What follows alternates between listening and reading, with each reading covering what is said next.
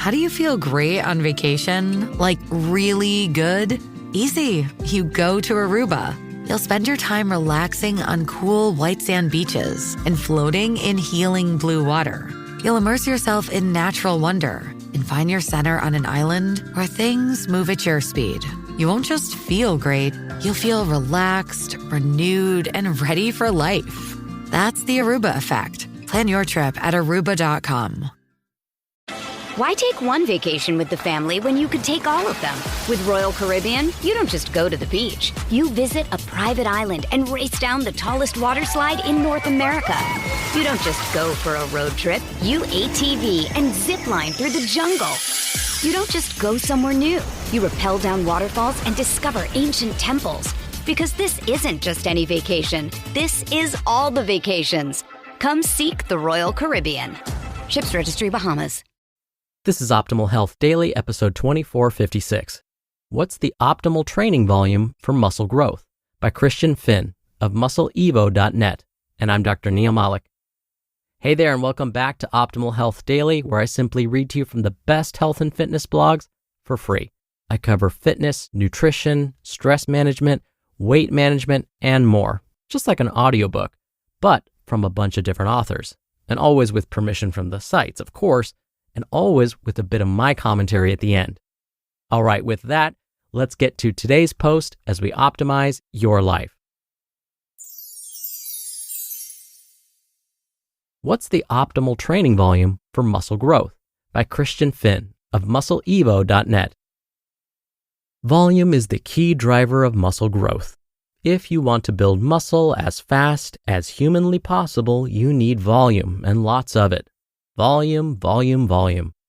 As far as size gains are concerned, volume is the undisputed king. Or at least that's what some people will tell you. In fact, some folks do just fine with a relatively small number of sets, while others need higher volumes to maximize muscle growth. Training volume and hypertrophy.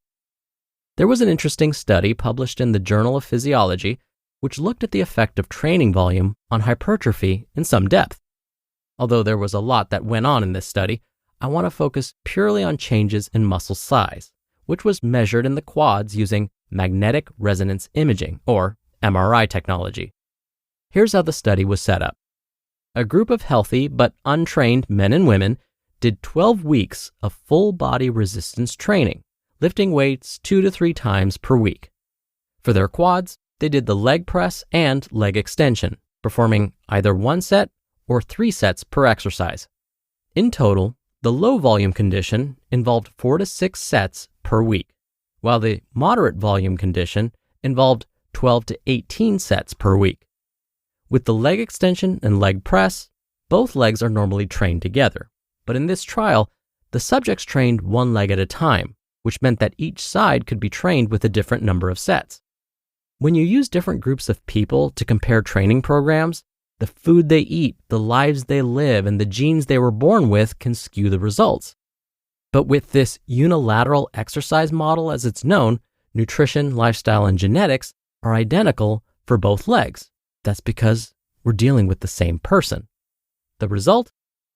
More sets equaled more muscle. On average, more sets led to faster muscle growth. The leg trained with 12 to 18 weekly sets grew by a little over 5% compared to almost 4% in the leg trained with a lower volume. So there was a muscle building advantage to the higher volume of training. However, doing 3 times more work didn't lead to 3 times the gains. Said in a different way, there wasn't a 1-to-1 relationship between weekly set count and muscle growth. There's more. Of the 34 subjects taking part in the study, 13 displayed clear benefits of the higher training volume on muscle growth. But the rest made similar progress, irrespective of how many sets they did. In fact, a few individuals saw faster growth in the leg that was trained with a smaller number of sets. Trained versus untrained subjects.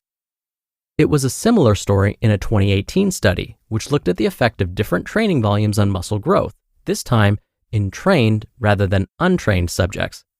The researchers used 3 different training volumes: low, medium, and high. The low volume group did 1 set per exercise. The medium volume group did 3 sets. The high volume group did 5 sets. On average, it was the high volume group that saw the biggest gains in muscle thickness, followed by the medium and then the low volume group. However, looking at group averages tends to mask individual differences in size gains. Drilling deeper into the results shows large differences in muscle growth from person to person. Individual variation in response to training volume. The researchers also looked at how biceps grew in response to the 8-week training program. There were large individual differences in results. In fact, some subjects in the low volume group gained muscle faster than subjects in the high volume group. They got better results with a lot less work. Final thoughts.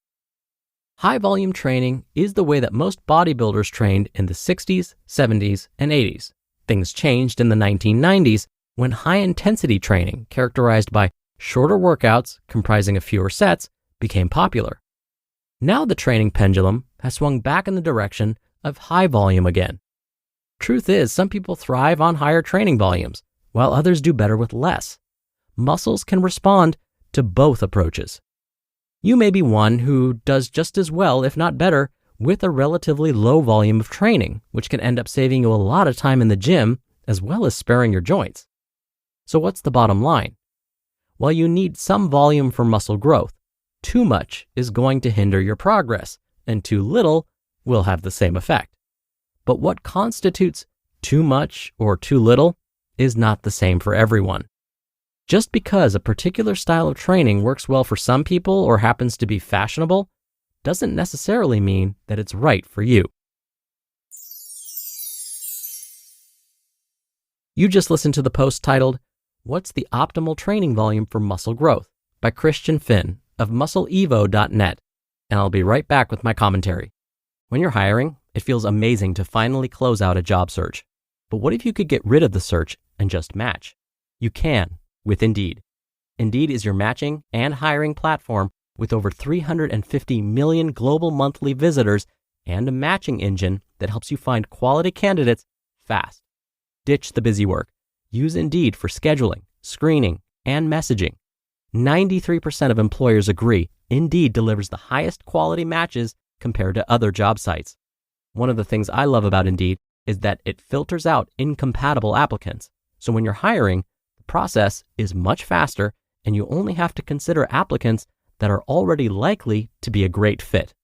And listeners of this show will get a $75 sponsored job credit to get your jobs more visibility at Indeed.com/health. Just go to Indeed.com/health right now and support our show by saying you heard about Indeed on this podcast. Indeed.com/health. Terms and conditions apply. Need to hire? You need Indeed. Why take one vacation with the family when you could take all of them?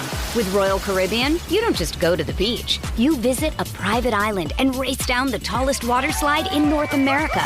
You don't just go for a road trip. You ATV and zip line through the jungle. You don't just go somewhere new. You rappel down waterfalls and discover ancient temples. Because this isn't just any vacation. This is all the vacations. Come seek the Royal Caribbean. Ships Registry, Bahamas. Dr. Neal here for my commentary. Look, I'm in the health field, obviously, and I still get frustrated when research studies don't provide us with results that are more specific. You know, the kind of results where I can say to patients and clients and students, okay, here's exactly what you should do to build muscle. But so it goes with science. We have to have patience with it. Today's author, Christian, mentioned that it's important to find the training style that works best for you. In my personal experience, not through scientific research, I have personally tried lots of different workouts. I probably stuck with some routines a bit too long, meaning I wasn't really getting the results I was after, but I kept going, thinking that someday it'll happen. In hindsight, yeah, it was good I was staying active, don't get me wrong, but I just wasn't getting the results I was looking for. Anywho, after experimenting with a bunch of exercise regimens, I think I've finally found what works best for me. My yearly checkups with my doctor also seem to show that my workouts are helping to keep me healthy. Those are the results I'm after. If I happen to look good in the process, even better. But there were times when I would be doing routines and my blood cholesterol levels didn't budge at all. My blood pressure also didn't budge. But as I continue with this regimen that seems to be working for me, even as I get older, my numbers are looking great. So again, all this to say to experiment. See what suits you, your body, and your lifestyle. All right, that'll do it for today. Thank you so much for being here. If you're listening in real time, thank you so much for starting your week with me. I hope you have a great rest of your day, and I'll be here reading to you again tomorrow, where your optimal life awaits.